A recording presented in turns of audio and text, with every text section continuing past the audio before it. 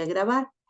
Entonces, bueno, continuando con nuestro estudio del capítulo 3 de calidad del proceso de software, en esta clase nos corresponde revisar algunas de las normas propuestas por la ISO. La primera pareja de normas que vamos a revisar es la pareja dada por la norma ISO 9001, que es la norma general de calidad, la más conocida de la ISO, juntamente con la norma ISO 90003, que es la norma complementaria que nos permite establecer sistemas de gestión de calidad para empresas dedicadas al desarrollo de software. Después de ver esta pareja de normas 9001 y 90003, vamos a revisar uno de los modelos de referencia. Recordarán ustedes que cuando hablábamos de la estructura que tiene un framework de SPI, un marco de trabajo de SPI, necesitamos tener un modelo de referencia, necesitamos tener un modelo de evaluación, necesitamos tener un mecanismo de evaluación y una manera de comunicar los resultados de la evaluación. Entonces, la norma que vamos a ver ahora, la tercera, que se llama la ISO 12207, es justamente uno de los modelos de referencia que existen, tal vez el más conocido, para el tema de los procesos del ciclo de vida de desarrollo de software, por qué fases pasa un software desde principio a fin, desde que es concebido hasta que es retirado. Entonces, vamos a tratar de cubrir esas tres normas y pues si el tiempo nos da, avanzaremos a una cuarta. Vamos a ver cómo nos va.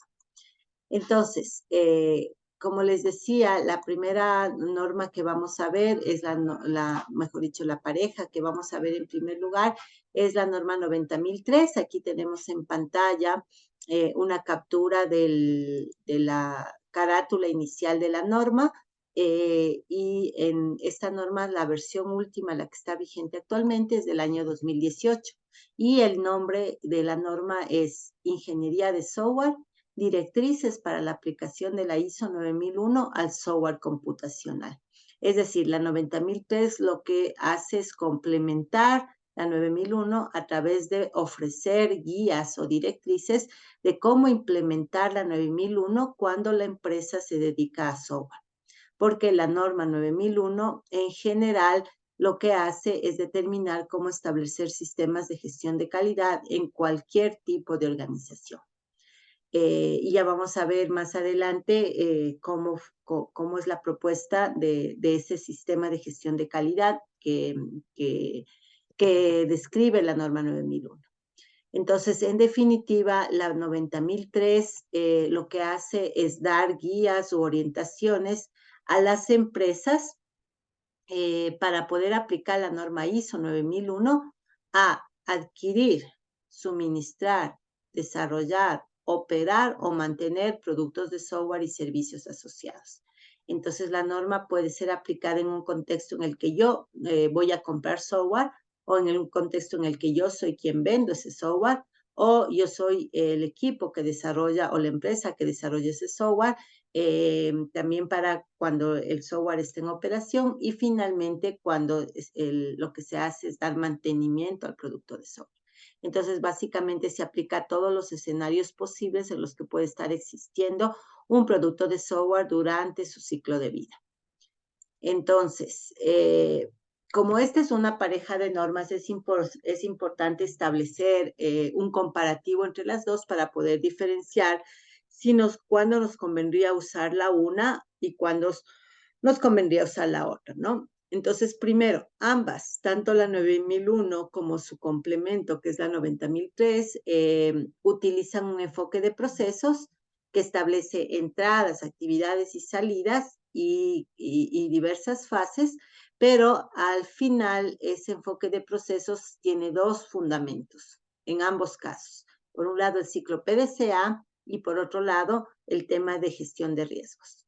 Entonces, en esta parte, las dos normas se parecen o coinciden, ¿no? Ambas se enfocan en procesos, ambas se basan en PDCA, así como también ambas se basan en gestión de riesgos. Ahora vamos a ver una diferencia.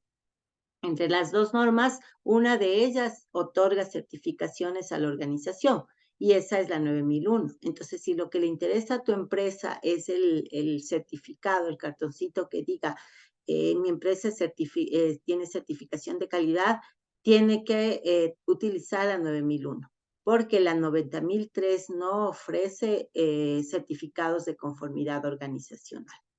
Entonces, si la meta es, como digo, la medalla o el cartón, entonces la opción es la 9001. Si la meta es la mejora como tal, sin importar que te den un certificado de cumplimiento o conformidad, entonces será la 90003, ¿no? Dado que la 90003 es específica para software, si me preguntas mi preferencia, yo siempre preferiría aplicar la 90003 que la 9001 porque es específica para nuestro para nuestra área de trabajo, ¿no? Y las dos normas lo que dicen es que toda empresa, toda organización, todo equipo de trabajo debe establecer, implementar, mantener y mejorar continuamente un SGC. SGC son las siglas de Sistema de Gestión de Calidad. Y entonces el sistema de gestión de calidad, acorde a la norma, abarca estos 6 grandes procesos: la parte de liderazgo, planificación, apoyo, operación, evaluación del desempeño y la mejora. Entonces, vamos a continuación a hablar un poco en detalle de cada uno de estos 6 componentes que tiene un sistema de gestión de calidad según la norma 9001 y que es exactamente el mismo sistema del que habla la 90003, pero orientándolo a la parte de software, y ya vamos a ver en qué parte específica. Este gráfico es un gráfico traducido de la norma, donde se muestran nuevamente los componentes de los que estábamos hablando, pero también con sus interrelaciones y con las entradas y salidas generales del sistema. Entonces, vamos a ver en este gráfico, a manera general, las entradas, componentes y salidas del sistema, como estaba diciendo, pero después vamos a ir entrando en detalle de cada uno de sus componentes. Entonces, vamos primero con las entradas que están aquí al lado izquierdo de la pantalla, y son básicamente 3. Por un lado, para poder implementar un sistema de gestión de calidad en una empresa, es importante estudiar la organización y su contexto. ¿Sí? Acordémonos de los principios, de los valores y principios de SPI, ¿no? Donde también se decía que, bueno, una de las cosas que tenemos que hacer es conocer la organización, saber cuál es su misión, su visión y entender la cultura organizacional. Entonces, de eso mismo trata y se refiere la norma 9001 en esta entrada, que es la organización y su contexto. Es decir, yo debo entender quién es la empresa en la cual voy a colaborar implementando este sistema de gestión de calidad, y debo entender cómo esta empresa se relaciona con otros entes dentro del contexto en el que la empresa subsiste.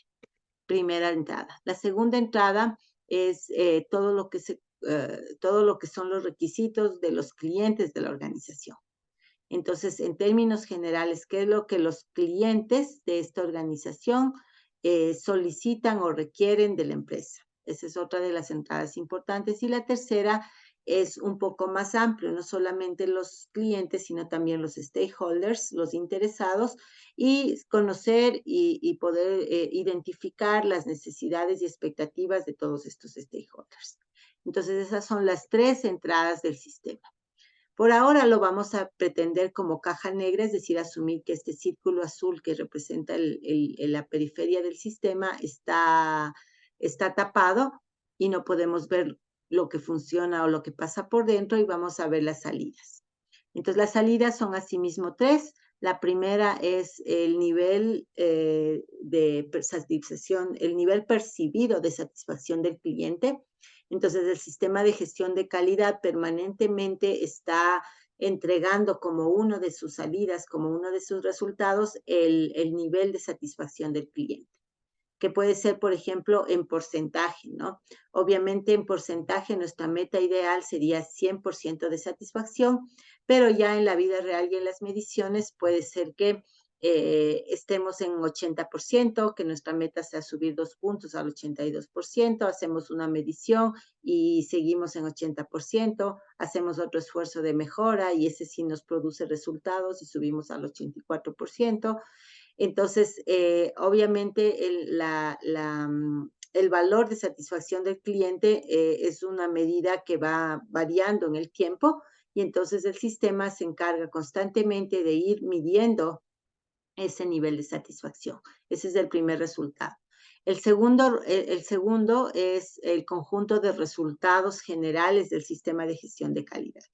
Entonces, si bien es cierto, la satisfacción del cliente es una de las métricas decidoras de que el sistema está haciendo efectos positivos, hay otros resultados del sistema de gestión de calidad que también son importantes, como por ejemplo la satisfacción de los empleados.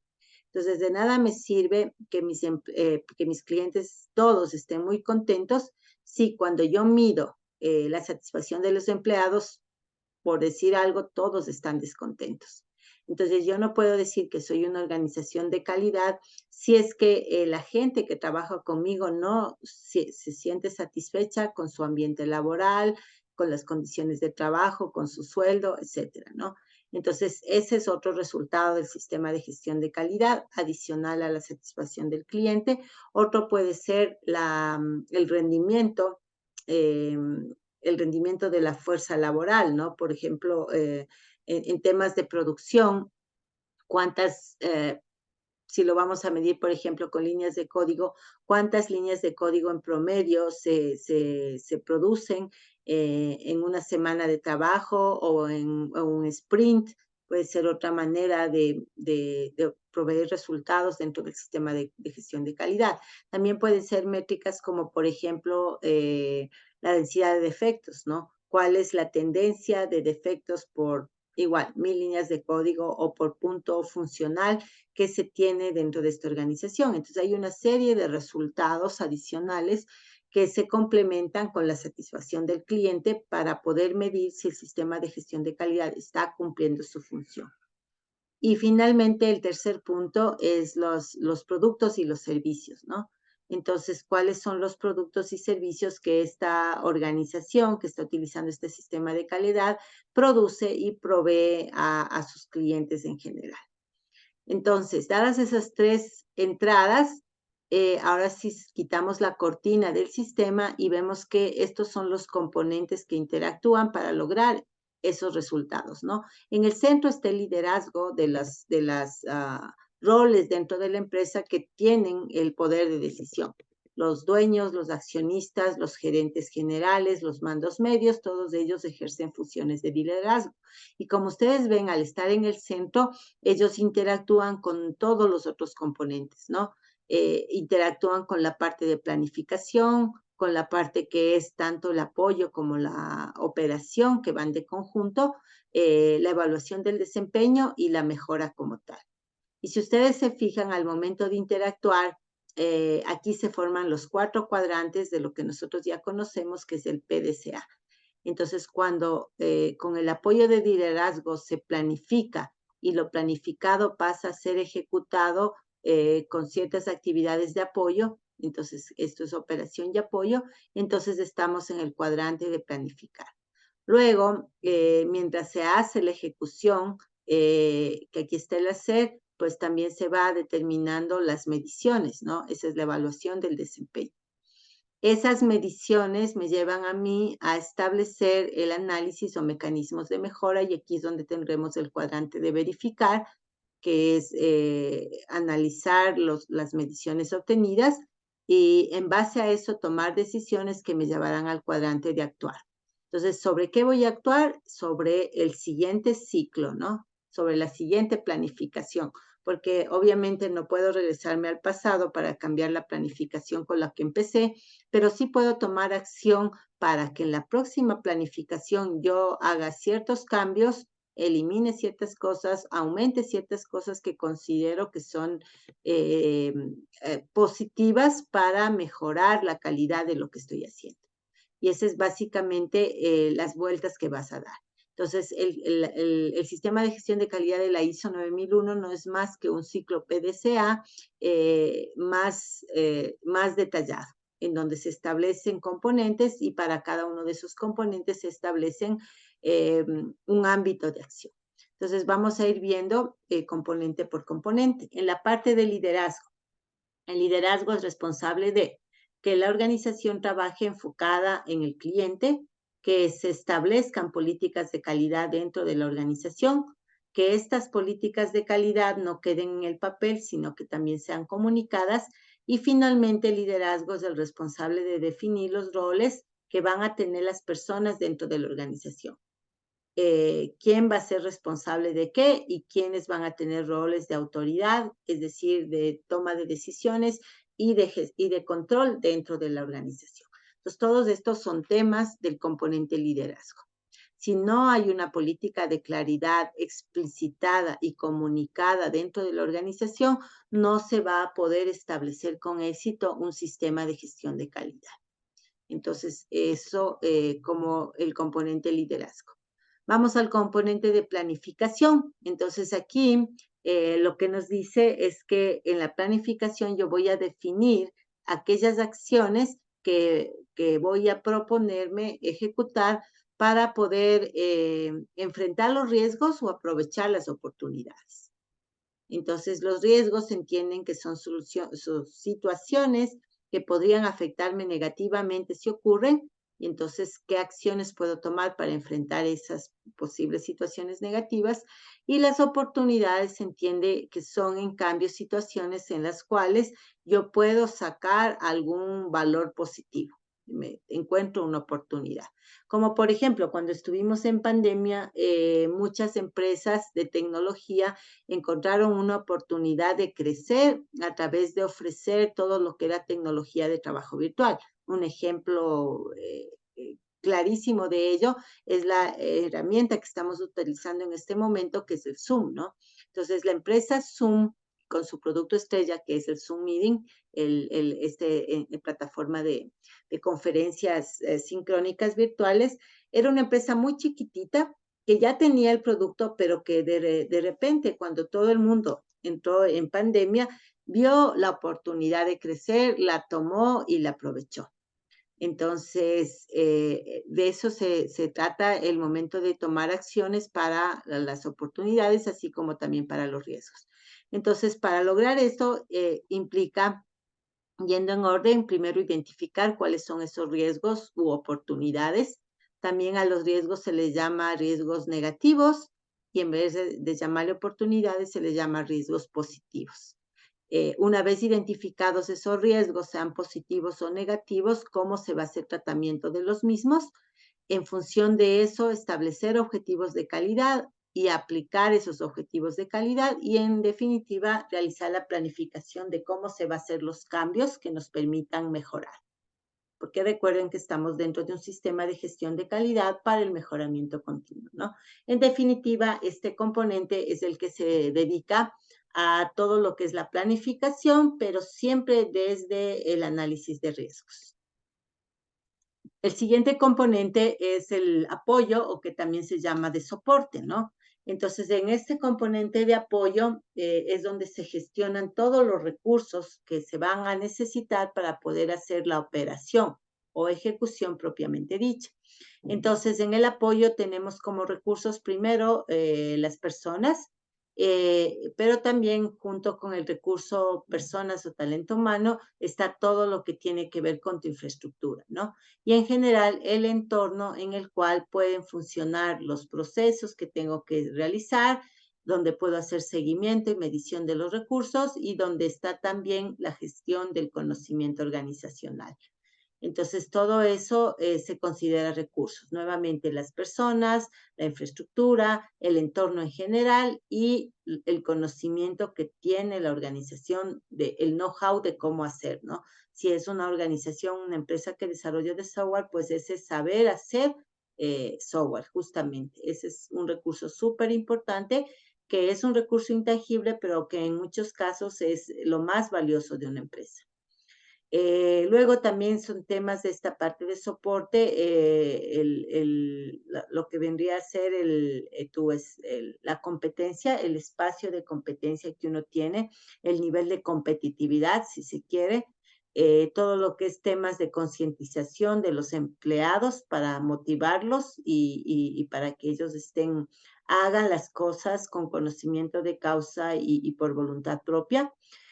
Temas de comunicación y finalmente la documentación y registro de evidencias de todo lo que se realiza, que implicaría la creación de esas evidencias, la actualización permanente de las evidencias y el control y gestión en general de las evidencias que se manejan dentro de un proceso operativo, ¿no? Y entonces llegamos a la operación que en la norma 9001 está de manera genérica. Esta operación está pensado en cualquier empresa que produce cualquier tipo de productos, sobre todo productos físicos. Por ejemplo, una empresa que produzca focos, una empresa que produzca autos, una empresa que produzca zapatos en fábricas, ¿no? Entonces, en términos genéricos, la operación acorde a la ISO 9001 implica, primero, planificar toda la parte operacional, tomando en cuenta los requisitos del producto y buscando evidenciar la conformidad con dichos requisitos. Entonces, yo tengo la especificación de cómo deben ser los zapatos que voy a fabricar y entonces voy planificando y controlando para ir obteniendo evidencias de que estoy cumpliendo con los requisitos de mi producto.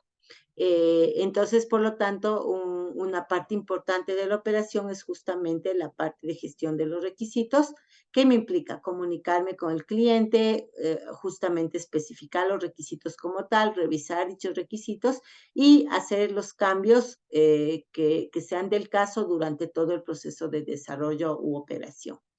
Luego de los requisitos, como sabemos, en un proceso clásico viene el diseño y después del diseño, la construcción como tal del producto y servicio, ¿no? Mientras yo diseño y desarrollo el producto o el servicio, voy también haciendo control, tanto de los procesos con los que hago la producción o operación, como de los productos y servicios que obtengo. Y también en esta parte de control incluyo cualquier proveedor con el que yo esté trabajando, sea este de insumos o también puede ser un proveedor al que le estoy tercerizando alguna parte de la operación, como por ejemplo las pruebas hechas por una empresa independiente o la capacitación que yo contrato a otra empresa para que me dé capacitando o el ingreso de datos, yo contrato a una empresa de digitadores, etcétera, ¿no? Lo siguiente ya va a ser la provisión del servicio como tal, las actividades post-entrega, el control de cambios post-entrega, el lanzamiento del producto y servicio y finalmente ir realizando control de todas las no conformidades que se vayan dando. Entonces, si hay un producto que resulta no conforme, porque no cumple con alguna regulación o con algún nivel mínimo de calidad exigible para poder salir a producción, entonces eso se identifica y si es del caso, pues se dan las acciones correctivas necesarias para modificar el producto para que alcance el nivel mínimo de calidad o para evitar que ese producto llegue al mercado. Como por ejemplo, aquí podría ser, si estamos hablando de una fábrica de automóviles, podría ser el nivel de emisión de gases. Entonces, si no cumple el nivel que está establecido por las autoridades ambientales, ese vehículo no debería salir al mercado. Entonces, aquí es donde se diferencia también el componente operación, la 9001 de la 90003, porque la 90003 en esta parte es donde detalla de manera súper explícita lo que sería ya las actividades propias de desarrollo de software. Porque como ustedes ven acá, aquí están actividades genéricas de un proceso productivo, mientras que en la 90003 son las actividades propias específicas de un proceso de desarrollo de software, ya pensado o orientado específicamente para ese tipo de industria. Luego tenemos la evaluación del desempeño, en donde pues al hablar de evaluación, lo que nosotros hacemos es monitorear, medir, analizar por ejemplo, como decíamos, la satisfacción del cliente, que es una de las salidas más importantes, pero no la única. Entonces, aquí defines el conjunto de mediciones que vas a tomar en cuenta y realizas esas mediciones como tal para obtener los valores específicos de cada una de las métricas que te van a permitir realizar la evaluación. También, si es que es del caso, es en este componente donde se define la necesidad de realizar auditorías. Y junto con las auditorías, pues las evidencias del caso que deben ser correctamente gestionadas, almacenadas en algún lugar y actualizadas. Y también en esta parte se revisa la gestión del proyecto como tal, porque hasta ahora nos hemos enfocado mucho en el producto, pero el sistema de gestión de calidad no solamente se preocupa de la calidad del producto, también se preocupa de la calidad del proceso de desarrollo y del proceso de gestión. Entonces, ¿qué incluye el proceso de gestión? Pues que también que también se planificó el proyecto, que también se está cumpliendo con el cronograma, que también vamos con la ejecución del presupuesto, cómo han sido nuestros procesos de contratación de personal. Todas esas son actividades de gestión y esas actividades también son sujetas a revisión y eso se hace en esta parte del desempeño. Y finalmente, lo más importante, que es la mejora. Entonces, en la parte de mejora, tengo que determinar donde hubo no conformidad, donde no logré cumplir con mis niveles mínimos de calidad, cuáles son las acciones correctivas. Entonces, ¿qué sigue a continuación de haber identificado una no conformidad? ¿Qué acciones correctivas se van a tomar para suplir esa no conformidad? Y cómo se van a mantener las evidencias de lo ocurrido. Y junto con ello, como viene el aprendizaje, se va a ir dando los esquemas de mejoramiento continuo y con eso damos la vuelta. Entonces, si volvemos al esquema general, que lo voy a volver a mostrar acá, nuevamente, igual que el PDCA, esto no es dar círculos en el propio terreno, sino es en cada iteración volver a cumplir con el proceso cíclico de planificar, desarrollar, evaluar y mejorar, siempre con el apoyo central del liderazgo de la empresa, pero cada vez en un nivel superior de calidad. ¿Sí? Entonces, es más bien un ascenso en espiral de mejora continua de la organización en términos de calidad, más que, como digo, dar vueltas en círculos sobre tu propio terreno, ¿no? Y entonces, esa parte de la espiral, esa elevación que tenemos de una iteración a otra, eso es lo que determinamos con el mejoramiento continuo, cada vez más hacia arriba en términos de calidad. Y bueno, eso sería la explicación que les quería compartir de estas dos normas que son la base más conocida de la parte de calidad en la ISO, que es la 9001, que todo el mundo la conoce y es la más utilizada en términos de calidad, y la 90003, que es la que nos correspondería a nosotros como industria de software. Y ahora vamos a ver la otra que les había comentado, que está en parte de nuestra agenda de hoy, que es la norma 12207. Esta norma es una norma bastante extensa, entonces aquí vamos a hacer solamente un estudio general, muy introductorio de la norma 12207, contándoles primero que la versión actual, la versión vigente al momento, es la versión del año 2017, y el nombre de la norma traducido es Procesos de Ciclo de Vida de Software, tal como está aquí, ¿no? Es, tanto para sistemas como para ingeniería de software.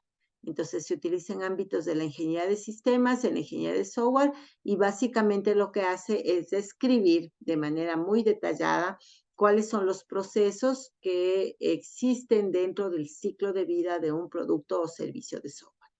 Entonces, la norma divide estos procesos en 4 grandes grupos o categorías y dentro de esas categorías están distribuidos 30 procesos. Las 4 categorías son el conjunto de procesos que tienen que ver con acuerdos.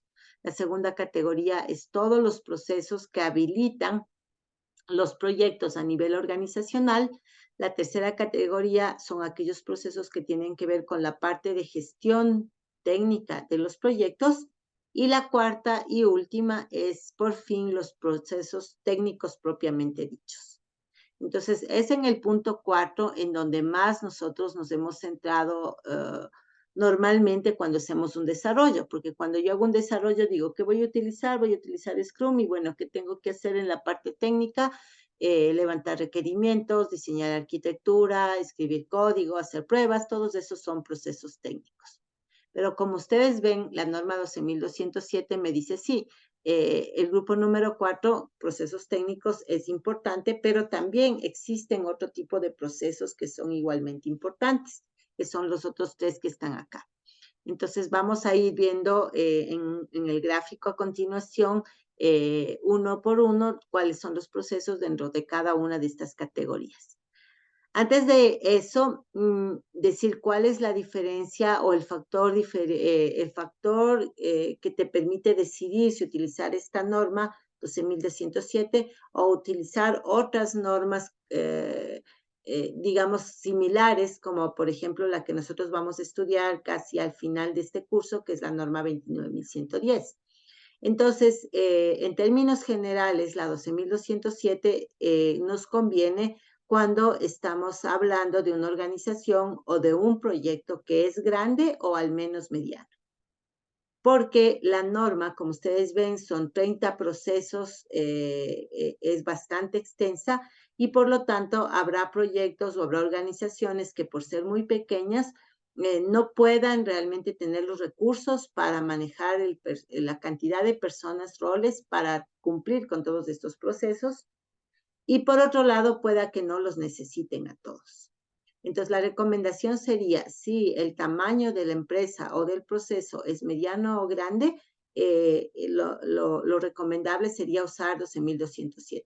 Pero si estamos hablando de proyectos pequeños, empresas pequeñas con un personal limitado, con recursos limitados, probablemente la 12.207 va a ser demasiado extensa y deberíamos buscar alternativas. La alternativa que nosotros vamos a proponer nuevamente es la norma 29.110, que la vamos a estudiar en clases futuras. Entonces, aquí está el diagrama general de los procesos que conforman el modelo de referencia propuesto por la norma ISO ISI EEE 12.207. Entonces, aquí vemos en términos generales los 4 grandes grupos, los procesos de acuerdo, que son solamente 2, los procesos organizacionales o procesos que habilitan los proyectos a nivel organizacional, que son 6, los procesos de gestión técnica, que son 8, y finalmente los procesos técnicos, que son los más numerosos, que en este caso, según la norma 12.207, son 14 procesos técnicos que yo debo ejecutar para poder desarrollar un producto de software. Entonces, vamos a ir en orden, uno a uno, revisando cada uno de estos, ¿no? La categoría de procesos de acuerdo se llama así porque es básicamente la categoría que describe qué es lo que yo debo hacer, las actividades que yo debo hacer cuando yo estoy en los zapatos del que compra un producto de software. Ese es de los procesos de adquisición, que es la sección 611 de la norma, o cuando yo estoy en los zapatos del que vende el producto de software, que es el proceso de proveer, que es la sección 612. Es decir, en los procesos de acuerdo se habla tanto desde el rol del comprador, el proceso de adquisición, como desde el rol del vendedor, que sería el proceso de proveer ese producto o el proceso de suministro del producto. Entonces, para que alguien pueda comprar, alguien tiene que vender y cada uno de esos 2 roles tiene definido actividades a realizar. Entonces, ese es el primer grupo, ¿no? En el segundo grupo, como les había dicho, están todos los procesos que, según la 12.207, son necesarios para habilitar los proyectos a nivel de la organización.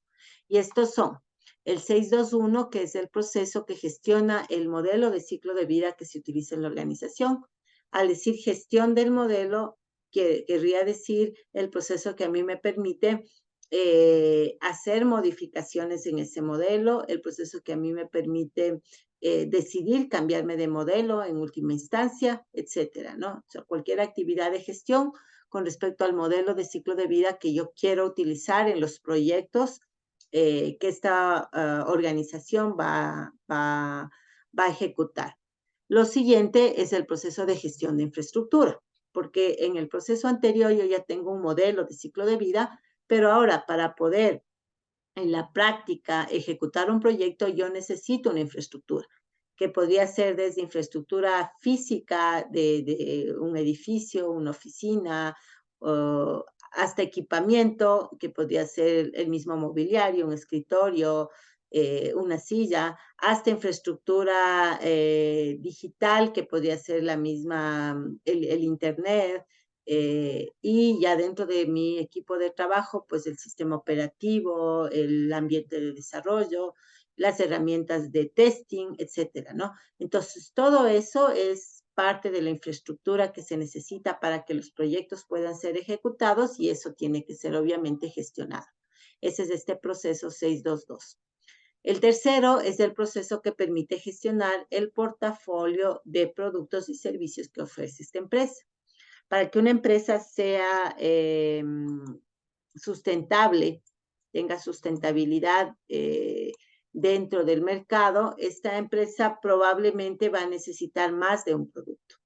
Nosotros en INSOF, por ejemplo, tenemos un portafolio que abarca varios tipos de productos. Tenemos un producto que es para radio y televisión, tenemos un producto que es para colegios y universidades, tenemos un producto que es para empresas florícolas, tenemos un producto que es para empresas que comercializan artículos, no sin producirlos. Tenemos un producto que quedó muy bonito, que es una empresa para gestionar la producción la producción de ropa, desde la compra de insumos, tela, hilos, accesorios y demás, hasta costear el producto final que se lleva al mercado. Entonces, por ejemplo, esos son algunos de los productos que tiene la empresa INSOF dentro del portafolio. Y esos productos tienen que ser gestionados. Algún momento yo puedo decir, ok, ya voy a dejar de darle soporte y versionar el sistema florícola. Entonces sale de mi portafolio. O puedo decir, es hora de cambiar el sistema de facturación electrónica a, a, a, a otro tipo o aumentarle funcionalidad y por lo tanto crear una nueva versión del producto. Si estaba en la versión 4, pasar a la versión 5. Entonces eso también es parte de gestión del portafolio. Entonces decidir cuántos y cuáles son los productos que están en tu portafolio, versionar nuevas actualizaciones del producto, eliminar ciertos productos del portafolio, incorporar nuevos productos, todo eso tiene que ver con gestión del portafolio de la empresa. Ese es el proceso 623. El siguiente es la gestión del recurso humano. Entonces, aunque yo tenga establecido el modelo de ciclo de vida, tenga toda la infraestructura, ya tenga un portafolio de productos listos para poder ser comercializados, si yo no tengo el personal, como empresa no voy a poder funcionar, no voy a poder ejecutar mis proyectos. Entonces, este proceso se encarga justamente de la gestión de los recursos humanos desde el proceso inicial de identificación de necesidades de contratación. Entonces, yo digo, para este proyecto voy a necesitar 4, 5, 6 personas y los roles van a ser un arquitecto de datos, una persona de experta en seguridades, 2 desarrolladores, un tester, etcétera. Desde eso que sería la definición del personal necesario, pasando por el proceso de selección y contratación. Entonces, pido carpetas, viene un montón de gente, de ese montón de gente les entrevisto, les tomo pruebas y defino a quiénes voy a contratar y paso justamente al proceso legal de contratación, inscribirles en el Seguro Social, etcétera, etcétera. Luego los procesos mensuales de nómina, de pagar Seguro Social, y eventualmente un proceso final de terminación que sería de establecer por mutuo acuerdo la separación de la relación laboral o despedirle unilateralmente de mi lado, lo que implica dar liquidaciones y todo lo que por ley le corresponde al empleado despedido, o al revés, que el empleado tome la decisión de renunciar, en cuyo caso igual procede por ejemplo, aviso de salida en el IES, etcétera, ¿no? Entonces, todas esas son cosas que van dentro del proceso de gestión de recursos humanos. Y si tú eres el dueño de la empresa o tú eres la persona encargada de esa parte de la empresa, tendrás que estar al tanto de que todas estas actividades se realicen de manera correcta, ¿no? Y dentro de lo que establece las leyes y reglamentos dentro del país, es decir, lo que sería el régimen el código de trabajo, si es que estamos hablando de un trabajador de una fábrica, lo que establece a los CEP, si estamos hablando de un empleado público, lo que establece cualquier normativa en la que estés ejerciendo, ¿no? En nuestro caso, pues obviamente dentro de la industria de software. Entonces, es la parte de gestión de recursos humanos. Luego viene el proceso de gestión de calidad, del cual no voy a redundar porque es de lo que hemos venido hablando a lo largo de todo este curso, pero básicamente la idea es que tiene que haber alguien encargado de actividades que tengan que ver con el tema de calidad dentro de la organización. Y finalmente el proceso de gestionar el conocimiento organizacional, que es este activo súper importante que no debe estar en las cabezas de las personas que van y vienen en una empresa, sino que debe quedarse en la empresa y circular o ser heredado de persona a persona conforme las personas vamos pasando por una empresa, ¿no? Porque la empresa puede perdurar 100, 200 años, pero las personas tendremos un tiempo de, de permanencia menor dentro de una organización. Entonces, el conocimiento que las personas van acumulando debe ser transferido de alguna manera a la organización como tal para luego poder ser compartido con nuevos colaboradores. Y eso es básicamente de lo que se trata la gestión de conocimiento. Vamos al tercer grupo, que es los procesos de gestión técnica. Entonces, en esta parte te pones en los zapatos del jefe de proyecto que necesita hacer ciertas actividades para garantizar que el proyecto sea bien gestionado. La primera de ellas, la planificación. Entonces, recuerden que una de las cosas que diferencia la ejecución de la profesión de ingeniero versus hacer las cosas sin ingeniería es la planificación y el diseño. Los ingenieros planificamos y diseñamos. Si no hay planificación y si no hay diseño, no se está haciendo un trabajo ingenieril. Puede que se esté haciendo un trabajo artesanal, puede que se esté haciendo un trabajo informal, pero definitivamente si no hay planificación y no hay un diseño, no se está haciendo un trabajo de ingeniería. Entonces, el primer proceso básico en temas de gestión es el proceso de planificación. El siguiente, de acuerdo a esta norma, es el proceso que me permite hacer control y evaluación durante la ejecución del proyecto. Ir yo monitoreando cómo va el trabajo que se planificó, cómo se va haciendo, y ir evaluando qué necesito proveer como insumos, qué necesito cambiar, como para poder maximizar la ejecución del plan. Es el proceso de control y evaluación. El siguiente es el proceso de gestión de toma de decisiones. Entonces, el jefe del proyecto va a ser el responsable de decidir cosas como, por ejemplo, qué lenguajes de programación se van a utilizar, qué herramientas de testing automáticas se van a utilizar, o decisiones más del área administrativo, si se va a despedir a una persona porque hay algunas problemas que se han dado y que ameritan llegar a esa decisión extrema de despedir a alguien.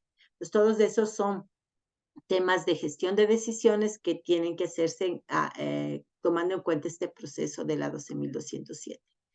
Luego viene la gestión de riesgos, que como ya vimos, los riesgos siempre deben ser tomados en cuenta si estoy haciendo PDCA y por ende si estoy haciendo la 9001, que es basada en PDCA con riesgos, o si estoy haciendo la 90.003, que igual es basada en PDCA con riesgos.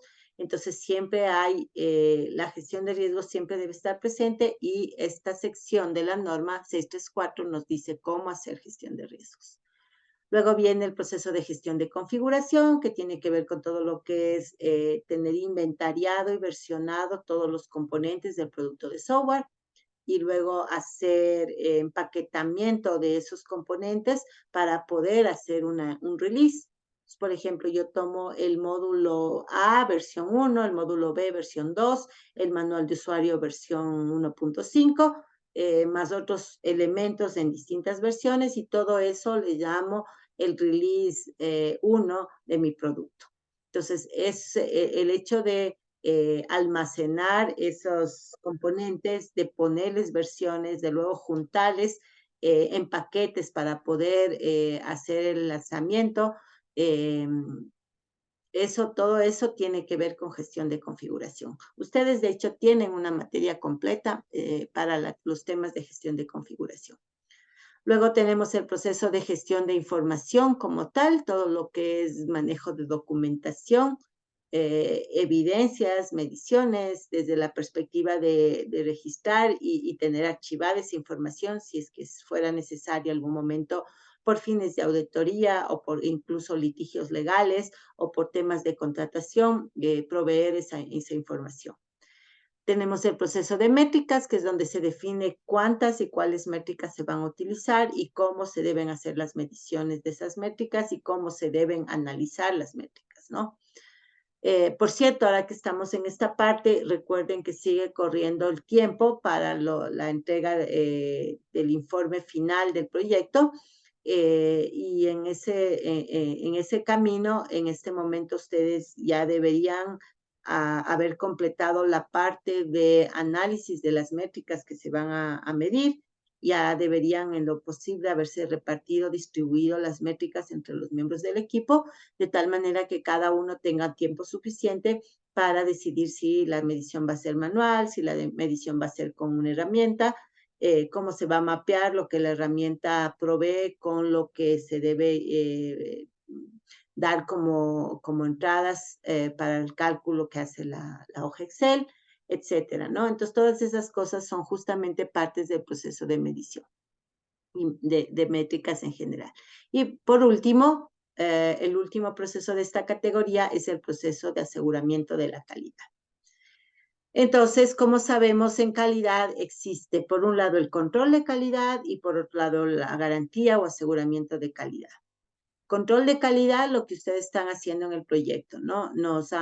El equipo de compañeros nos ha entregado su producto, tanto sus historias de usuario como el código, ojalá un ejecutable también, alguna documentación de diseño y de usuario habrá por ahí, también documentación de pruebas. Entonces nos han entregado todo ese producto y ahorita ustedes están analizando ese producto para poder determinar qué nivel de calidad tiene, para poder darle una nota de calidad. Eso es control de calidad, porque una vez terminado el producto, es sometido a esta evaluación posterior. En cambio, en la norma 638, lo que te habla es de garantía de calidad. Eso significaría que en lugar de esperar a que el producto esté hecho para evaluarlo posteriormente, nosotros intervenimos desde el inicio del desarrollo. Y a la par que el equipo de desarrollo va ejecutando cosas, nosotros como equipo de calidad vamos haciendo actividades adicionales para garantizar que va a haber calidad en los productos finales. Ese es un poco el rol que yo hice con cada uno de los equipos conforme vi que iban creando su producto, ¿no? Tuvimos una primera versión de código y discutimos los problemas que tenía ese código. Hicimos pruebas para determinar dónde nos estaba faltando cumplir con ciertas funcionalidades, por ejemplo, validaciones o cálculos mismos, en nuestro caso, del proceso de traducción de número a palabras quichua, ¿no? Entonces, luego yo les fui diciendo, estas historias les falta esto, en este documento de diseño no está bien, por ejemplo, este diagrama, y todas esas intervenciones que yo hice eran actividades de aseguramiento de la calidad, porque en ese entonces mi rol era apoyarle a cada equipo para que obtengan la mejor calidad posible en el producto previo a entregarlo al equipo que va a hacer control de calidad. Entonces, la sección 638 describe todas las actividades que están dentro del proceso de aseguramiento o garantía de calidad. Y con ello llegamos por fin al último grupo. Como yo les decía, esta norma es bastante extensa y por ello se recomienda utilizarla si es que la empresa o el proyecto es grande o el producto es de misión crítica y por lo tanto se requiere seguir muy en detalle todos los procesos, que en este caso, como dijimos, son 30 en total, para garantizar o maximizar la calidad del producto final. Entonces, en la parte de procesos técnicos, que son 14, y ya estamos un poco más en nuestra zona de confort, porque son básicamente las actividades de ingeniería de software, ¿no?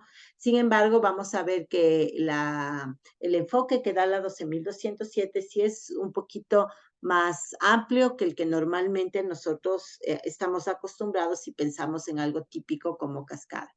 Así es que veamos, estas actividades de ninguna de los grupos son secuenciales.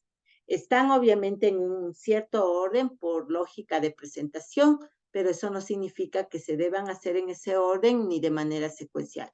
Muchas de ellas se realizan en paralelo, muchas de ellas se tienen que iterar varias veces en función de cómo van las salidas y si se alcanza un mínimo nivel de conformidad en una salida para poder declarar un proceso terminado. Entonces, con esas aclaraciones y sabiendo que no es un cascada, estos son los procesos técnicos que propone la norma 12.207. El 641, analizar la misión o el negocio. Entonces, lo primero dice es que el equipo de desarrolladores entienda cuál es la misión que tiene esta organización, cuál es el negocio de esta organización, y que a través de entender y analizar ese negocio estés en mejores posibilidades de pasar al siguiente proceso que te permitirá entender las necesidades de los involucrados y también definir los requerimientos como tal. Entonces, por ejemplo, sin pasar todavía al 642, todavía en esto del análisis de la misión o del negocio, digamos que te contratan para hacer un sistema voy a pensar en un dominio de aplicación muy específico y eventual, que podría ser, por ejemplo, la producción de protectores solares. Entonces, como sabemos, con el cambio climático y los niveles de radiación altos, ahora más que nunca es aconsejable, necesario, utilizar mucho protector solar. Entonces, un nuevo emprendimiento quiere a crear una nueva marca de protectores solares, por ejemplo, con precios populares a través de mejorar el sistema de producción. Y entonces te contratan para que tú hagas toda la parte del software, ¿no? Entonces, en esta primera parte tendrías que entender, bueno, cómo se hace desde la perspectiva técnica de la parte, yo qué sé, de la parte química del asunto. Puede ser el tema de producir un protector solar, pues porque debe haber algunas consideraciones en la fórmula, en la manera en que se produce, en la manera en que se preserva para que pueda ser puesto al público. También hay que entender como esto es algo que utilizan las personas y puede afectar a su salud, a su piel, debe pasar por ciertas regulaciones legales, por ejemplo, se me ocurre del Ministerio de Salud o cosas por el estilo. Entonces, todas esas cosas que no son todavía de ingeniería de software forman parte del análisis del negocio. Es decir, es tu entendimiento del dominio de la aplicación y de alguna manera tienes que volverte, no necesariamente experto, pero sí conocedor de ese dominio de aplicación para poder realmente hacer bien tu trabajo de ingeniero de software. Entonces, entendido el negocio, ahí sí yo puedo pasar a entender qué necesita cada uno de los interesados. Entonces, en este mismo ejemplo que decíamos, ¿qué necesita el químico a cargo de la preparación de fórmulas, ¿no? Porque hay también fórmulas, ¿no? Hay el protector solar de 70, hay el de 50, hay el de niños, hay el de pieles sensibles, hay el de pieles oscuras, y entonces habrá distintas fórmulas para obtener distintos productos de una misma familia de protectores, que sería la marca que se vende, ¿no? Entonces, por ejemplo, los que están a cargo de la parte química serán los stakeholders que tendrán ciertas necesidades.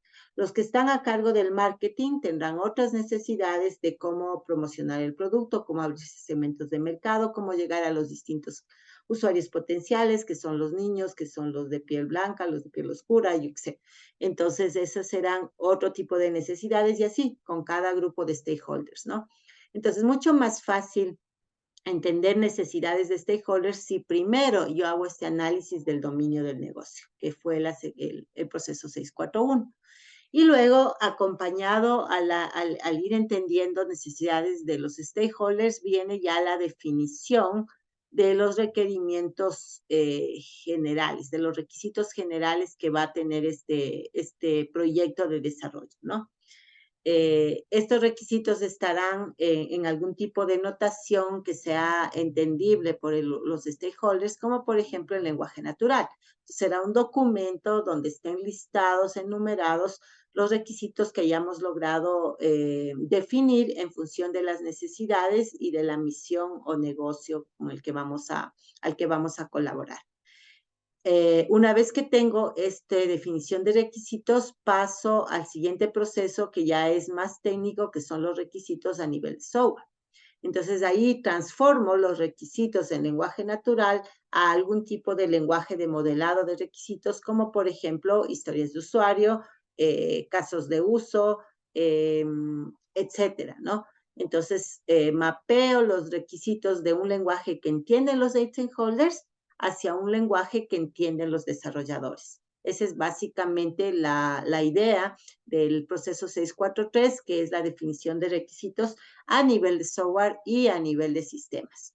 Entonces, de paso, no solamente aquí defino lo que el software tendría que hacer como requisitos, tanto funcionales como de calidad, sino también requisitos del sistema, como por ejemplo, cuántos y cuáles servidores va a tener esta solución informática, qué tipo de ancho de banda va a tener la red, si va a haber o no sistemas de encriptamiento o capas de seguridad. Todas esas son cosas que ya no son del software, que son del sistema. Y yo tengo, acorde a la 12.207, que en esta parte definir ambos tipos de requisitos, del sistema más grande que involucra hardware, redes, seguridades, comunicaciones y software de base, como del software como tal que voy a desarrollar. Ahí sí ya paso al siguiente proceso, el 644, que es la arquitectura del producto, ¿no? Entonces, una vez que tengo claros los requisitos de mi producto de software y del sistema en general, ya puedo arquitecturar el producto.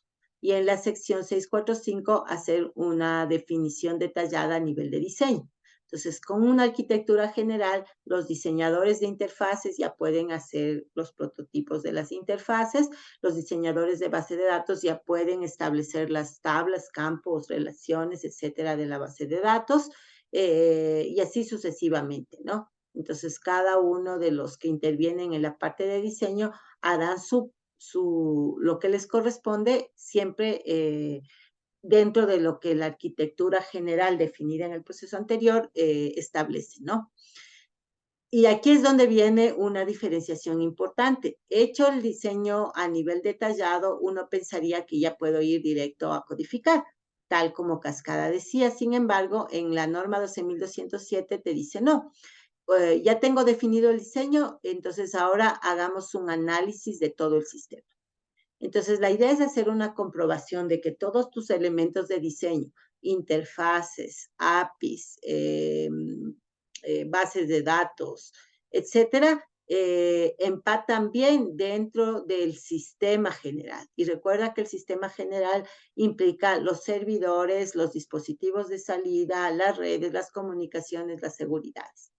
Entonces, si yo tomé una decisión de diseño, el verificar a través de este análisis del sistema que esa decisión de diseño sí es apropiada para que eventualmente todo el sistema pueda funcionar. Entonces se hace el proceso de análisis de sistema. Cuando no se hace esto, te pueden pasar cosas como nos pasó alguna vez que fue algo muy básico, pero cuando no se tiene experiencia pues suele suceder, que nosotros desarrollamos el sistema en nuestro ambiente de desarrollo con una versión del Oracle, de la base de datos, ¿no? Y en esa versión nos permitía cierto tipo de triggers, ¿sí? Entonces, por ejemplo, un trigger en el evento click o un trigger en el evento abandonar el campo, ¿no? Y nosotros pues programamos alegremente en nuestra versión de Oracle con el listado de triggers disponibles en esa versión. Así se arquitecturó, así se diseñó, como nos saltamos el paso 646, así se implementó. Y el momento ya, cuando llegó el momento de sacar a producción y poner en el ambiente de producción, nos dimos cuenta que la versión que ellos tenían era una versión menor, no tan menor, ligeramente menor a la versión con la que nosotros desarrollamos, pero lamentablemente en esa versión menor previa no habían 2 que 3 de los triggers que nosotros habíamos utilizado en el código. Y evidentemente eso saltó el momento de entrar a producción. Eh, Uno diría, pero fácil, simplemente actualizar la versión del Oracle, ¿no? Pero eso fácil de actualizar la versión del Oracle implicaba dinero, porque implicaba que el cliente comprara la licencia de la siguiente versión de Oracle y las versiones y las licencias de Oracle no son baratas a nivel ya enterprise, o sea, ya para producción comercial. Y es algo que nunca se le había puesto al cliente en el contrato. Por lo tanto, el cliente ya sabía que tenía que pagar X cantidad de dólares, incluyendo lo que nos pagaba a nosotros por el desarrollo, incluyendo lo que pagaba por ciertos tipos de licencias que necesitábamos, pero nunca dentro de ese presupuesto se incluyó una licencia de la versión siguiente de Oracle, que no tenía. Entonces, él obviamente se negó a pagar esa plata extra, se negó a cambiarse de versión, porque además esa versión, la que usaban, era estable para los otros sistemas, para los otros productos de software, las otras aplicaciones que ellos ya tenían y se conectaban con el mismo motor.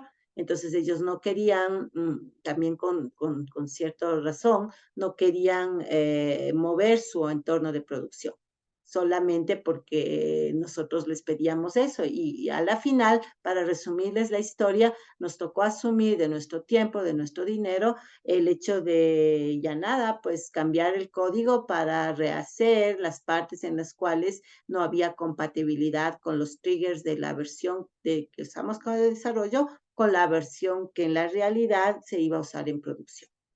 Entonces, ¿dónde estuvo el error? En el hecho de que no hicimos el proceso 646, que es después de tomar las decisiones de arquitectura y diseño. En diseño, yo voy a utilizar los triggers de la versión tal del motor de Oracle. Después de haber tomado esa decisión, no empatar eso con un análisis del sistema en general, porque ya el sistema existía y ellos ya tenían su gestor de base de datos y ya tenían otras aplicaciones conectadas a ese gestor con esa versión, y eso siempre estuvo así. Simplemente nosotros nunca nos preocupamos de ver cuál era esa versión y empatar nuestra arquitectura y diseño a la versión en la que se iba a trabajar en la vida real. Entonces, ese fue un error craso de ingeniería de software, ¿no? Y les cuento, pues, para que a ustedes no les pase lo mismo. Entonces, el paso 646 es eso, es volver a repensar la arquitectura y diseño definidos a la luz del sistema general en el cual va a funcionar el producto que todavía no hemos implementado, porque el paso 647 es justamente la implementación. Luego, el paso 648 es la integración de los distintos componentes implementados. El paso 649 es el proceso de verificación, que es básicamente hacer pruebas, pero pruebas que hacemos nosotros como personal técnico. Mientras que el paso 6411, y me salté ahorita el 10 a propósito, ya vuelvo sobre eso, es la validación. Entonces, ¿cuál es la diferencia entre verificar y validar según la ISO? La verificación es un proceso de comprobar que el objeto de prueba, el componente del software que se esté verificando, efectivamente se corresponde con el diseño del cual proviene Y esa verificación, como es de producto, de componente de software a diseño, tiene que ser hecha por un ingeniero, porque evidentemente el ingeniero es el único que entiende el diseño, entiende el código y puede hacer esa verificación. Mientras que la validación consiste en determinar que el objeto de prueba, la interfaz o el algoritmo o lo que se trate, sí cumple con el requerimiento especificado. Y eso se hace con pruebas de caja negra, es decir, ya no lo hacen ya no lo hacemos los ingenieros, sino los usuarios. Entonces, el requerimiento era que genere automáticamente la facturación electrónica para el SRI en XML, por decir algo. Y entonces el usuario final, que es el que va a ir a generar facturas, hace la validación a través de con datos de prueba, utilizar la interfaz, aplastar el botón de genere factura electrónica XML y obviamente verificar que esa factura sea aceptada por el sistema del SRI. Entonces, esa es una validación que ya no la debemos hacer nosotros, sino que nos tienen que ayudar usuarios finales. Entonces, esa es la diferencia entre la verificación y la validación. La verificación es contra diseño y tiene que ser alguien técnico por esa razón. Y la validación es contra requisitos y lo ideal es que lo hagan los usuarios finales, no los ingenieros. Entonces, porque hay un proceso en el medio de la verificación y la validación, porque hay que hacer esa transición que justamente yo les estaba conversando. Otro de los problemas que nosotros, o los errores que nosotros cometimos en ese escenario que les conversaba, es que nosotros verificamos y validamos en el mismo ambiente que era nuestro ambiente controlado de desarrollo y de pruebas. Y valga decir que en ambos ambientes cometimos el error de tener nuestra versión del motor de Oracle, ¿no? Entonces, nunca transicionamos al ambiente de preproducción. Entonces, ¿qué es lo que dice la norma 12.207? Verifica, sí, en tu ambiente, ¿sí? Pero luego transiciona hacia el ambiente de preproducción, y note que digo preproducción, no producción, porque tampoco voy a hacer pruebas en producción, que sería lanzar eso a operación y cruzar los dedos de que no pase nada demasiado malo, ¿no? Sino que transicionas hacia un ambiente de preproducción y en ese ambiente de preproducción, que es el mismo ambiente de producción, pero no todavía en producción, es donde los usuarios validan. Y entonces con esa validación, ahí sí me quedo tranquila y ya puedo pasar a operación, que es el paso 6.4.12. Y al mismo tiempo que entro a operación, desde el mismo minuto en que entro a operación, automáticamente entro también en paralelo a mantenimiento, que es el paso 6.4.13. Y con un poco de suerte me voy a mantener en operación y mantenimiento un poco de años. Estadísticamente se dice que el tiempo de vida de un producto de software en promedio es 5 años y que el tiempo de desarrollo podría ir en el orden de meses a un par de años. Entonces, en teoría, un producto podría tomar año y medio en desarrollarse y al menos unos 4 o 5 años permanecer en operación y mantenimiento. Entonces, esta es como la etapa de vida más larga del producto mientras está siendo usado en producción, mientras está operando y se le está dando el mantenimiento respectivo, ¿no? ¿Qué puede ser?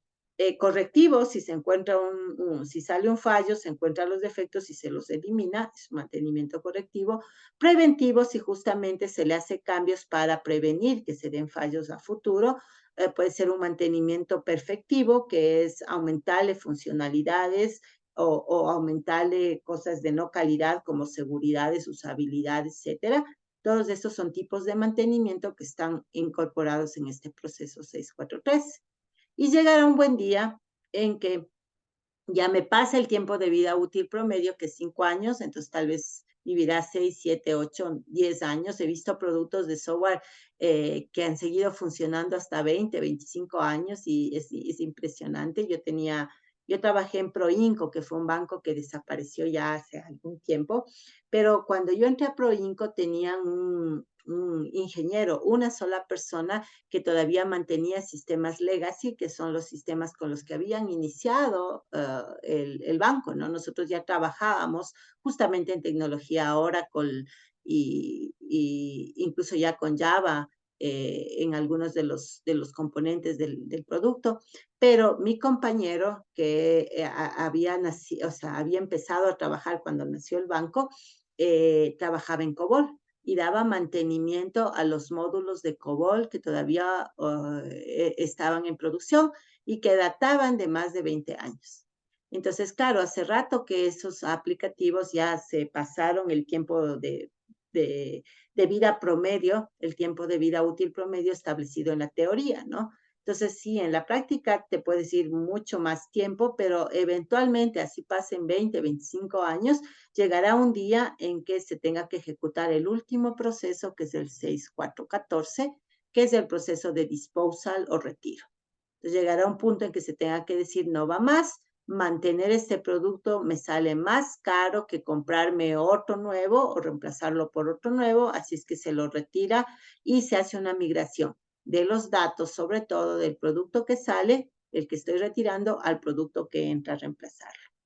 Esto es más o menos lo que pasa con los carros, ¿no? Entonces, dependiendo de la manera como una persona piensa, hay personas que quieren hasta contra toda lógica seguir utilizando el mismo carro, a pesar de que ya tiene tantos problemas que todo el tiempo está en la mecánica.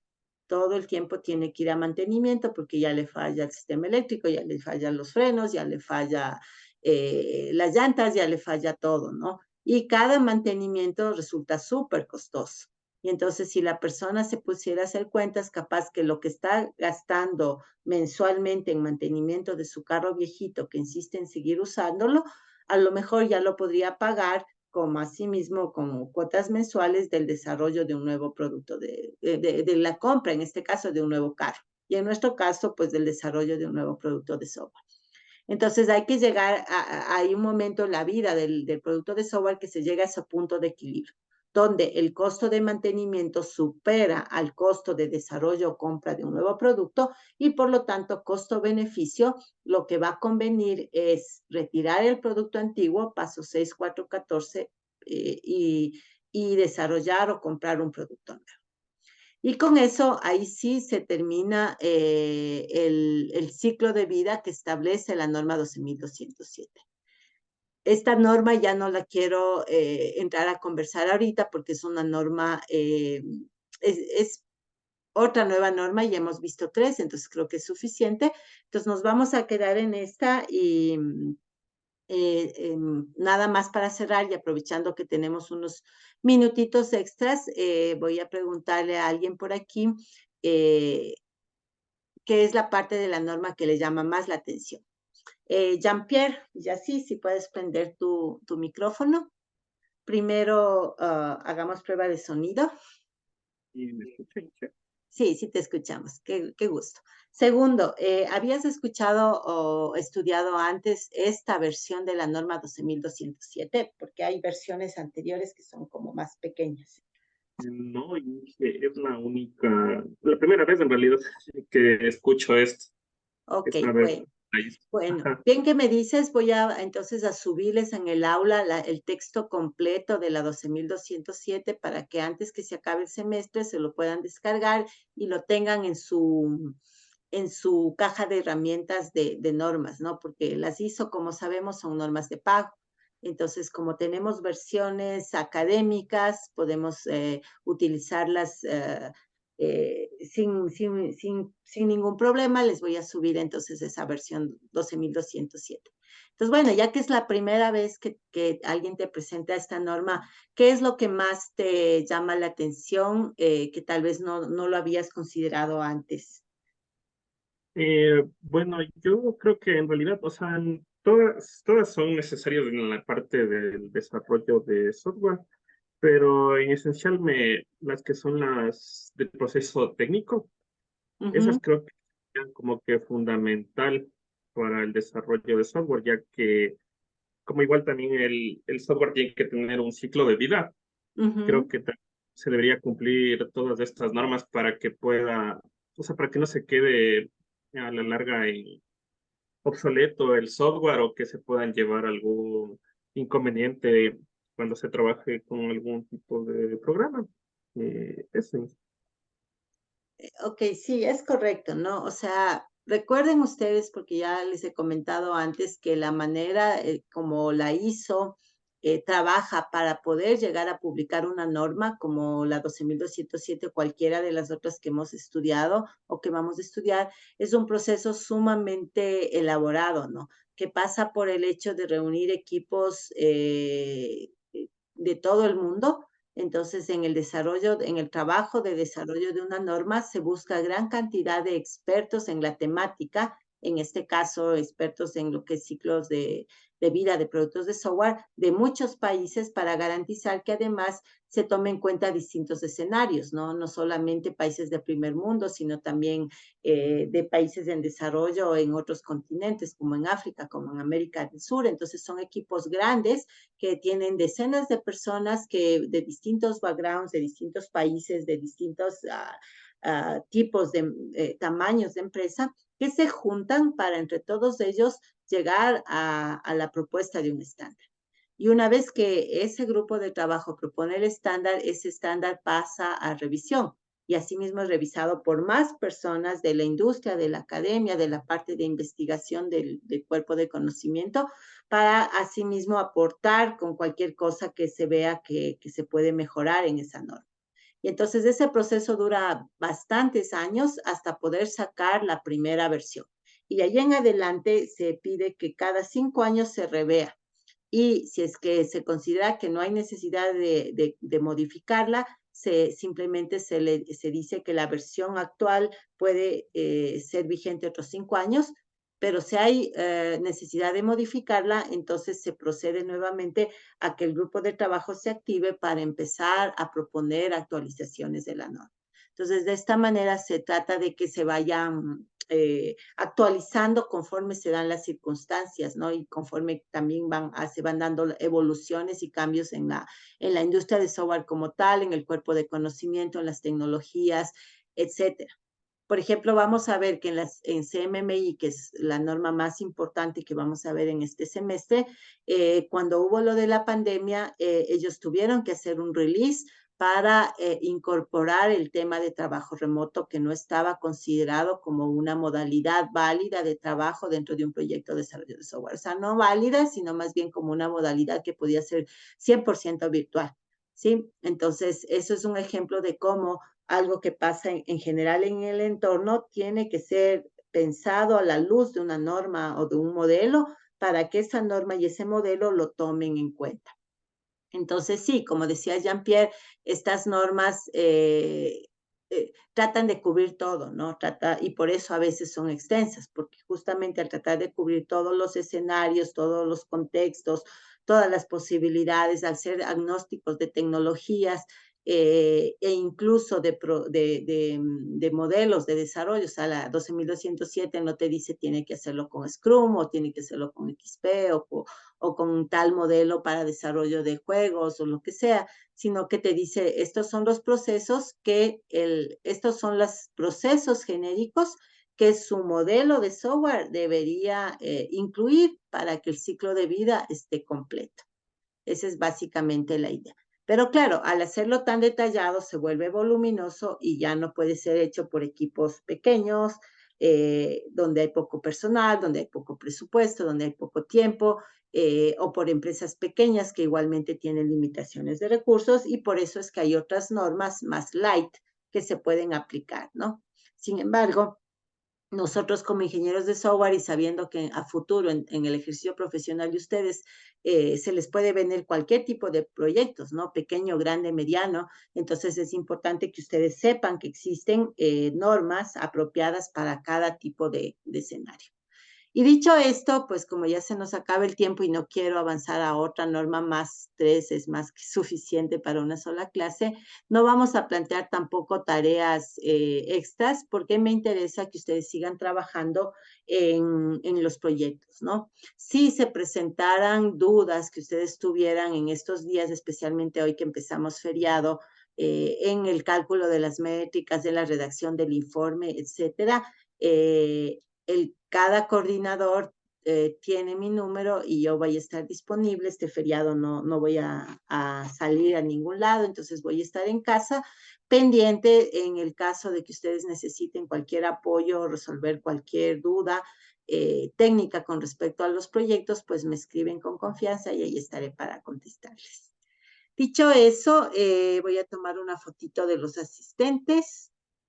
Y Dios mediante, nos vemos la próxima semana, ahora sí ya en nuestros horarios normales de clase, porque hoy tuvimos un horario especial, porque supuestamente estábamos en el Apoli y a las 2 era el horario que se podía tener clases, pero bueno, entonces, les deseo un bonito feriado, aprovechen el tiempo, tratemos todos de tranquilizarnos un poco, de aportar más bien desde lo positivo, desde el lado de la paz, desde el lado del cuidado de uno mismo y de los demás, y cuídense mucho. Y espero verlos bien la próxima semana.